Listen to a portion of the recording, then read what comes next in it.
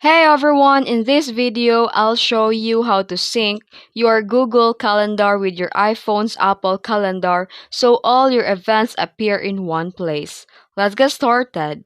First, open your Settings app in your iPhone.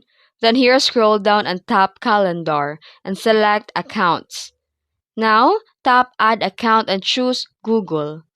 Sign in using your Google account and enter your password. And after signing in, you'll see a toggle option. Make sure that calendars is turned on, then save it.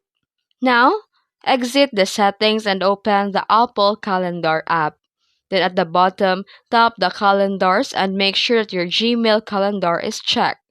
You should now see all your Google Calendar events inside your Apple Calendar instantly. If events are not showing, refresh by pulling down the calendar or make sure that you're connected to the internet. And that's how you sync your Google Calendar with your Apple Calendar on iPhone.